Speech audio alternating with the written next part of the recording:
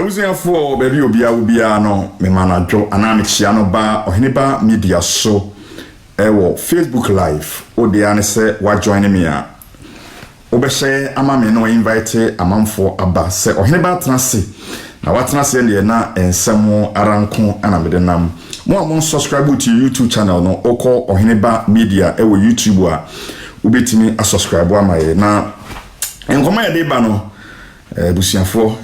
wonso wetimi akire wadwene na wodi nsusu yede nso etimi abane nenso mema etiefo akasekakra na mo akire mo adwene wodwumedi so ntentem so isanse ensemo ayede ba no yade a emodu ana eni nsu enyan na ha yenedi atem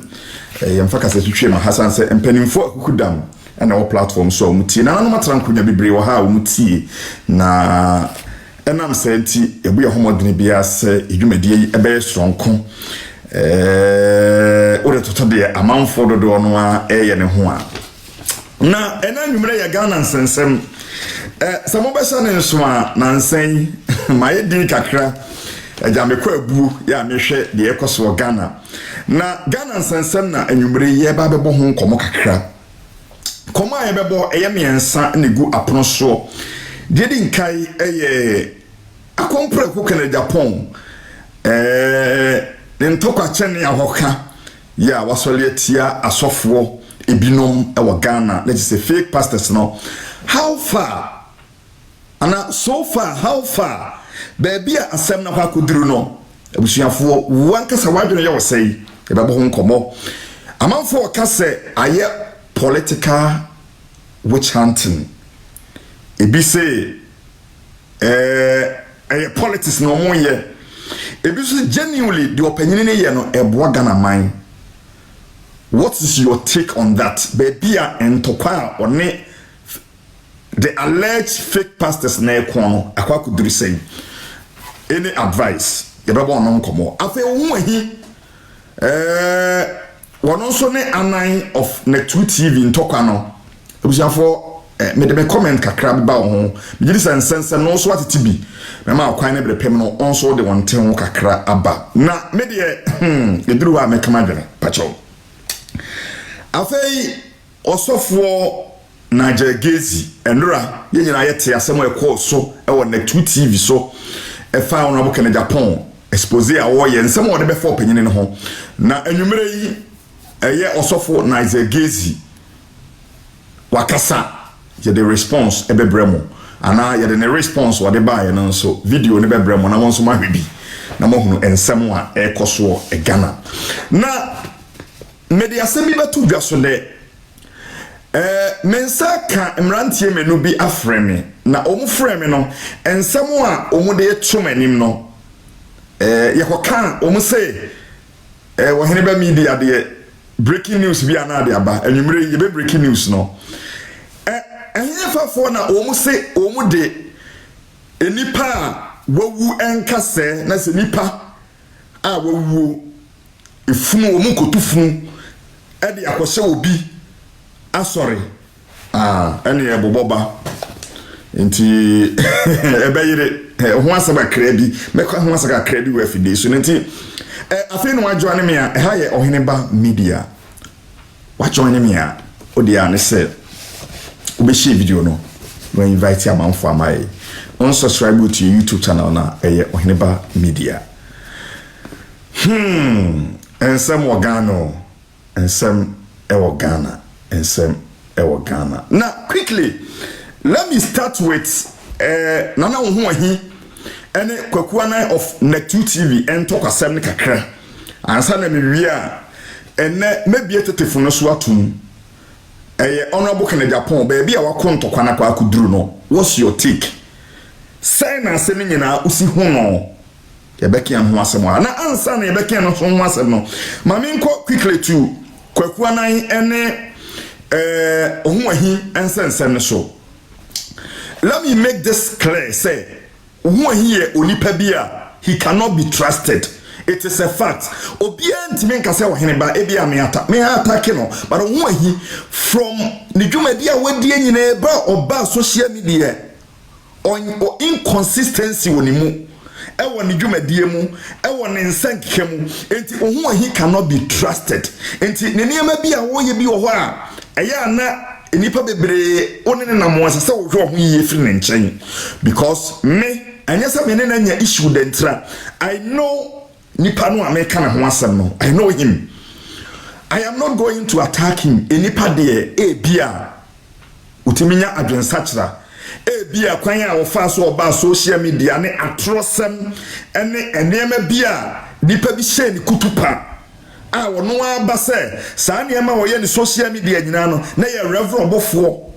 wono ne kan yo ene opiapia no wo soma no no obo ne pa ma ne be ye saa niema ne nyina nti ene bia wasachra nti or expose saa niema no so for the benefit of the doubt no Imagine I am say bia banti no bia enei no or kansem bia wase senti bia yenyini because apart from that no ohu he cannot be trusted ebire bi me catch obefo say abanti no odu achi no why say aboa bi ye frɛ no ananse se wo na se wankuno a that obeda ne chemfo aba beka wo wa ye no bi enene reverend obofo wo hu no enti eye the besibia eye but notwithstanding allegations here ohu ahi ede ba nyina fa reverend obofo ho no it looks like say sebo motichie free so as be catch say odan chema wu a ye nyina chini ese ohu ahi no ne nasi bibi so na all kasa I am not saying say ensemo wo ka no eye no correct because me I don't trust that guy I don't trust ohu ahi I am not going to attack him bia wasesa nti let me give him that credit. Say bia enei who he answer. But who he a minim no ne he cannot be trusted. You know your issue back kwa meka. Let me come to Ananso. Kofi who he say ofre Anan. And what they told Anan him say Anan me kwaye expose bi ana me kwaye investigation bi concerning Reverend Obofo na nipa no abeka nsem bi a chimtim pese me di omu manwo na wonso no omu di nkomo but asamu omu ayi se ofiti ase so one anan di nkomo na de anan kika no na ese onyini ni papa ye no akire no omu ayi got information say anan akọ Reverend Obofo ho ese akoye se katashedia bia baasie allegation ese ensamo ohu ahine ne kan ni pause ohu ahi ese odo mbebra anan ni nyina na ese David anan kafro kwaku anan fa akire akone Obofo ye hu bi wa akire na yanu mu no the amanu pa bebre adwene ye ko se it could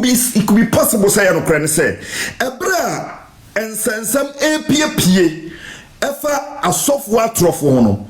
enkrofo bi betna na 2 TV eka Reverend Obofo asem na amanfo free say expose ene ye ne say attack fake pastor there ene Reverend Obofo asem no they should take him on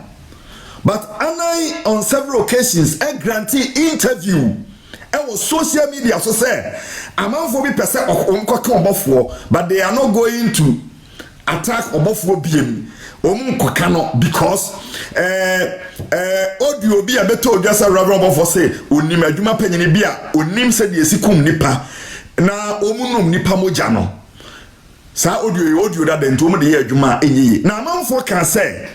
ye dado say muno the content no ewo audio no ye na ye ade amanfo ka ho asem zesi ye tu asofo mu nyaase na so obi se wonim se de esikum nipa ne ade de ene anan no se de omu si ye adwuma ne de we de clear evidence ede obia na ka efri osofo no anu eho no na entokwa no fiti ase se ede ensensem bebre eba na ohu ahi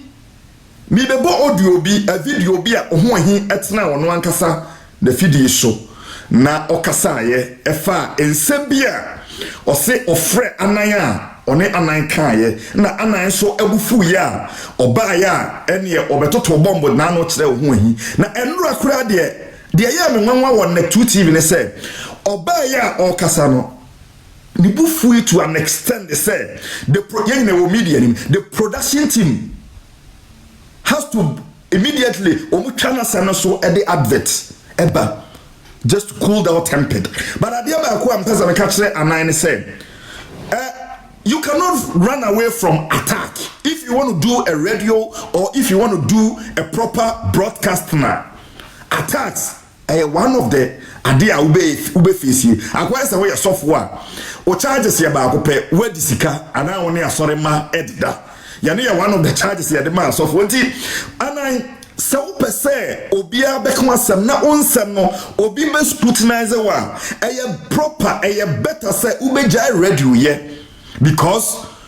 odi asem beto ho a esu obia ne de osisi asem na sefa enti ema obonfu bebre ensem na ho ahi eka no genuinely ebia no kura bi wom se wo ma obufu to an extent se uni di atemu a na o lusu o respect o credibility esote yate ya ka se unim no amanfo a be attack ye amanfo edi atem ebi create na se osofo bia mieska wosofo bia boyepa wosofo bia se kutupa ene yate ya kasa but eno kure wo me se oye no kwafo na wode wo kana ho a say ubedi nkunim but anai ayobi a oya emotional journalist ese odi abufuo ne kokoso na ya de but ade ba ko so tell say enye wo nko na oya investigation o ana oya investigation body wa Ghana ese say wasem enko na wasa Ghana fo nyina fa de adwuma we are all doing our best ye kakra ye betimi bia no ye so ye and it's our bigger platform so it doesn't mean say wasembia should be final and was the omekano yana obia tie yana obia gitu Ghana. We don't do radio like that, we don't do journalism like that. And first now we Hot FM, now we program. Now are you telling me say now we Hot FM now only Net2 TV no na Net2 TV ya bigger platform say they will come now we Hot no investigations ya we no eba ye montumu said you can say so be the investigation ba ye montumu enye no kre you are telling IGP CID boss o montumu no enti anan I will urge you say cool down your temper na more come embra form so what you say so obi criticize wa accept it in good faith me on several occasions nipa timbe zo hineba you are doing the right thing but ehane ha wa anyade ehane ha ampa utnase as a critical thinker na odwira se no to say ampo ehame ye mfunso because the otwa sa onim se na chi akira ese o ya ma abufuo aba wa fam dodo because yes pair people may beginning to think otherwise. Enra obufu ima uko extra mark say sabi empredia so na agrada de sika kura kwa o kasa nyina wo se an enkrofo bi o mo hye wo ho he achi sei na agrada akura de sika koja obi say onkoje na agrada should go back and take her money from Nipano. Now let me ask you this question. Senka omo ahi ama attack you ena na agrada waduna anya usana na agrada na ta ho ahia chi a koku anan kasa sika na ekodi ni pakro no ka be ko akoje ana ka wonkoje ka wo baba be expose na agrada na se ka wonko expose no mentiasie se ho ahi a ma attack wo an wadure yo se na agrada na ta ho ahia chi nti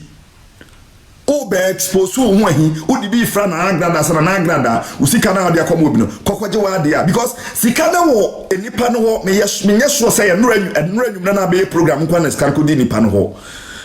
aya den sika no say ampase onkoje ya eda so wo nipa no ho na ohun ayi be attack wa fe na wo be ka say ko na kwaje usika na say wo ahi ameka wo a you see, these are near marketing. If you want to do a proper job as a proper journalist, I was saying, we now butre. Swear be ya. Amount for GD or woman, a sobeti. Okay, yanko he attacks no be any kwakwana answer response we buy be. Ye buy better so mun share video in my na mo subscribe to YouTube channel no man subscribe media no hene ba ageni makon odi abromu ha de ye tena ha ye can't nim de very soon ye we no ye behwe ono abokana Japan expose no so far how far baby asema kwa kuduro no eduru say ebi say a political ade no mo ye ebi so genuinely he's fighting against fake prophets. Yebebo ni nyina ho nkomo. Afei odi obi a elikie nipa bi abo paase omu di nipa awuwo enka sa eku obi asore. Ni nyina ye nsam we piepie. Omaga na no emu ohyiu. Ye wi a prophet Nadia Gazin so or the response aba yanso be the video ni betudwa. Yankoti o ho himbra. Yankomra sisia. Wa gunu afaka na Japan ani mu ase pa. Ye Shekedi fuani e maye bia woye. Shekedi fuani e maye bia woye. Yeah. Look at this. Shekedi fuani e maye bia woye.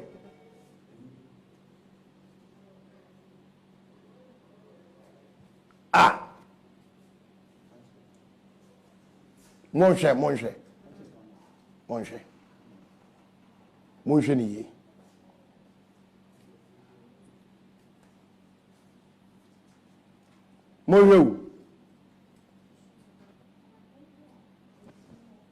Mwe keji fuani ya mayebi ya oye. Mon cher.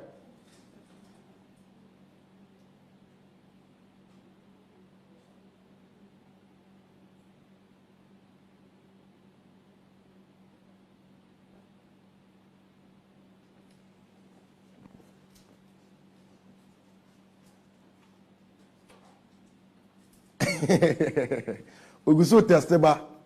sa brantie se o ya kwala sa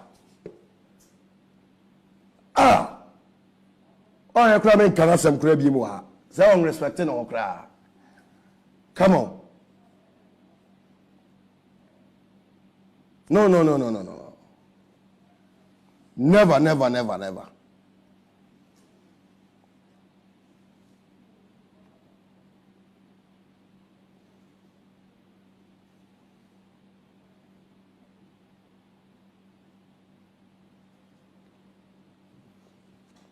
Papa kwa nai abrantie na ye fe ne ho ahinwuni mu ne wo ho se odi agro na mi ya wasese me degi wa obeye shock wo mi nsem se odi agro na mi se me degi wa you can never forget but when you yi ana obe divert me free sabe adwuma mi yi ho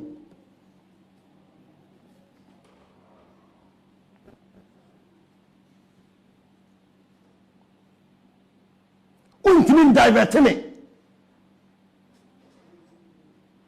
sa upesa wana buke na Japan ni kuna tie monyamba mu a fa no kure support no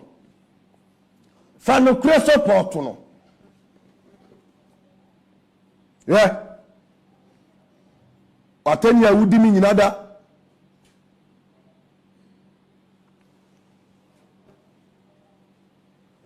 Atenia wudi mi nyina da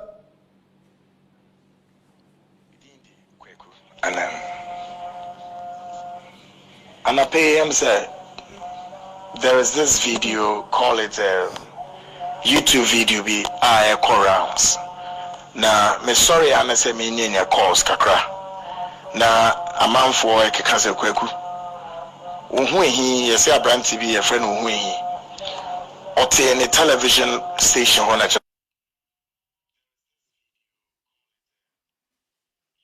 Musa asem ne mu ne kure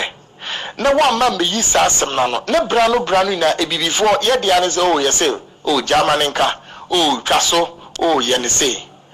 This is where people try to define your personality into something you are not. This is the moment in which somebody would redefine your persona to be something else and would make you represent something that does not reflect who you are. And so constantly I've advised people, including corporate organizations, asembi ba mamuntra wonye di nyanhwe hayo eno so ntino maminka asem we se dodo na na mu behwa me ame boss Kennedy Japan unka asem mfa no na unku free o. It will be in a matter of 24 hour or 72 hour not the response in April. I mean, we are sitting here when you and nothing a debiano, yana nipa ye bibia. And what times I'll respond to the people, some of them are just ignoring. Because some of them, they are just only a non-entity to say the least. But seven previous and kwasa some wakano, as I said, we are who say one mechanics as name or bekan kwasiasem, and that kwasiasem represents the person how he or she is. Now this you. Now my member sa program na uhuehi obaba ye no so. Minya time intie ni program no, and I don't think so I will spend my time to listen to whatever he did. But that be that as it may. Okay. Odi na wayi pa me time no so isa. Osimi nya time entie uhuehi program na wayi ni yie. Minya time. So obi asema waka atira no anu ne wagina so aye voice note di abreme oza me kasa ma yi na di swa obi ana di so obe yi na me ni tuwe no obi afafo afram se na wo yi kwa na di atebe na tu ni ntie na wo kan bi fitina no maso no mafa so no aye video no abedi na tem anase mafa from my voice note na dia mano that is some who him nim nyansa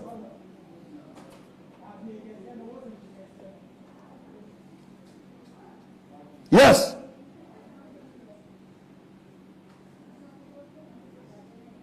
that is some nim nyansa who ka sa so bi na katira ni pandie no ti o katira program a wuntie what na who audio di matam what's here obi animo sam ayate not just onye macho abusiafo afa no adwane me media ne Oheneba Ejirima konhaye Oheneba media obe share video na mai na ensande dos but quickly am some tie video na ma play ni nyina na asana kra me kan say minu yakwaku anan we are journalists. We are all journalists and we are doing our job as a professional people. You see, so you will be an ethics way unimwa. You shouldn't have even respond to Ohuehi. I am telling you on point blank. We are emotional journalists and so we are training now. Kesias and the outer canoa. And Hannah also show maturity. Somebody like Ohuehi, don't entertain him because Ohuehi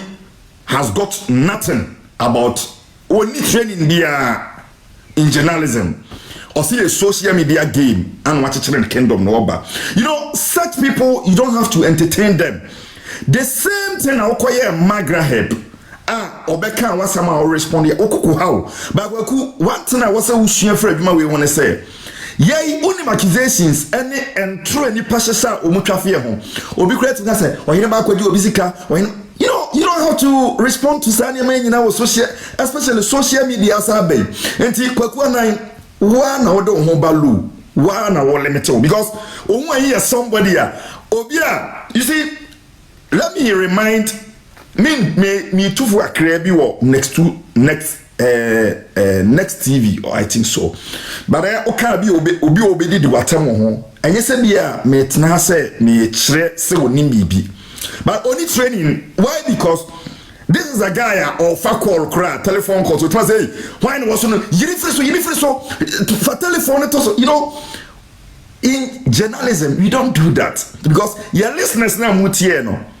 So ba you welcome na you din come fine. Whether you to airtime no na you to airtime no, so ni wa ye ni ho. Obia were proper journalists. So can sananya obeka to say retract the statement and answer asam no kan ye no me makwan ma won kasa that say unifresh one was no unifresh you see so woman baby social media na dru kwaku na you very careful ufri say adwuma no on say in journalism no in media no ye wo electronics media print media any social media na kwaku na bia na minimu ala so ufri say electronic media any social media no de odi wani mbekasa no emmoa po ba bitina na ye print media odi echro o trotro stories no any response no want to obi be ye video di afa ho enti emfo di ma because wani mba people what's in there can be and they will take you on because na obi atimi to mobile phone no atena se no aka de ope bia so what you say ya nya ne hwe social media o kire na dwene bi o kire na dwene enti kwaku anan don't respond to a single idea bi ebe ba ho bia because see aka se o ka so obedi sa de na chia wo be shift from the wo ye no na amanfo so be hu se ese wo ade na wo ye no because if I were you sit now you shouldn't have even grant interview with Elipa bi say software there I motano Elipa bi na say adwumati no because moment ya be kasansi no people may beginning to think otherwise because what do you say unko na wonim nyansa enye and when he say or an investigation allow him no an investigation me so me